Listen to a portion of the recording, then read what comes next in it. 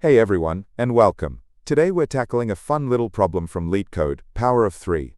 It sounds simple, but it has a surprisingly elegant trick up its sleeve. We'll break down the obvious way to solve it, and then look at a much cleverer approach. Let's get started.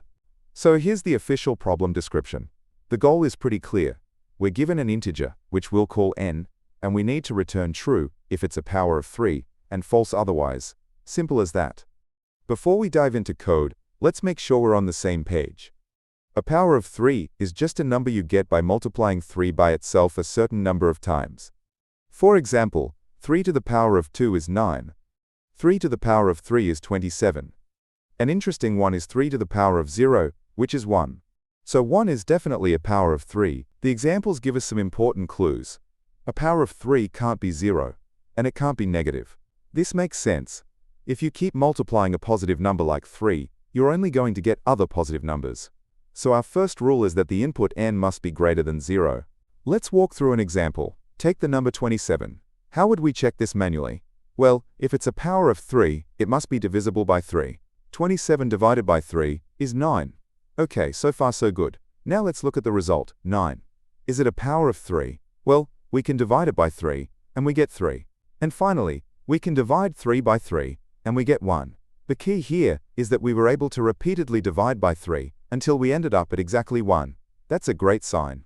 This manual process leads us directly to our first approach, using a loop. It's the most intuitive way to solve it. We'll first check for those bad inputs, like 0 or negative numbers. Then, we'll just keep dividing our number by 3, over and over, as long as it's possible.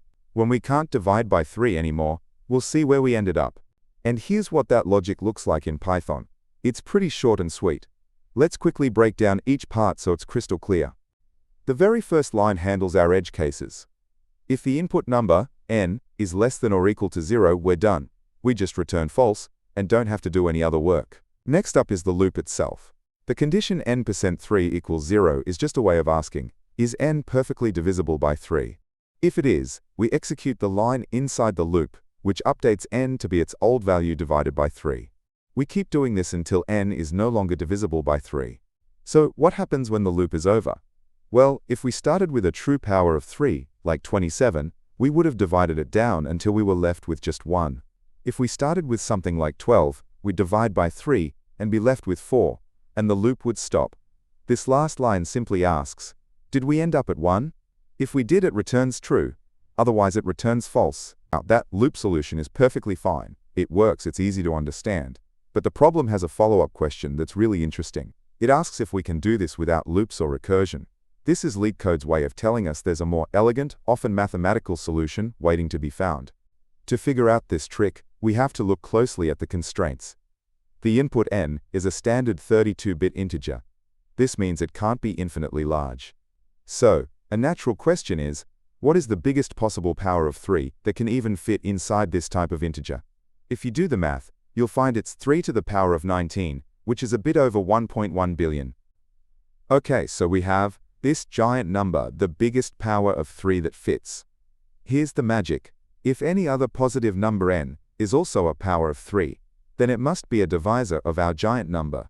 For example, 9 is 3 squared. It will perfectly divide 3 to the power of 19. But a number like 12? It has factors of 2 and 4. There's no way it can evenly divide a number that is made up purely of 3's multiplied together. And this logic results in absurdly simple code. Look at this. All we have to do is check two things. First, is n greater than 0? And second, does n perfectly divide our magic number, 1,162,261,467? If both are true, then n must be a power of 3. No loops, no recursion, just one simple check. So how do these two methods stack up? The first approach, the one with the loop, has a time complexity we'd call big O of log base 3 of n. It's pretty fast, since the number of divisions grows very slowly as n gets bigger. The second approach, the math trick, is just a couple of operations. It doesn't matter how big n is, it always takes the same amount of time. That's big O of 1 time, or constant time, which is as fast as you can get. Both use constant space. So let's wrap up. We saw two great ways to solve this problem. The first, using a loop, is a solid, intuitive approach that gets the job done.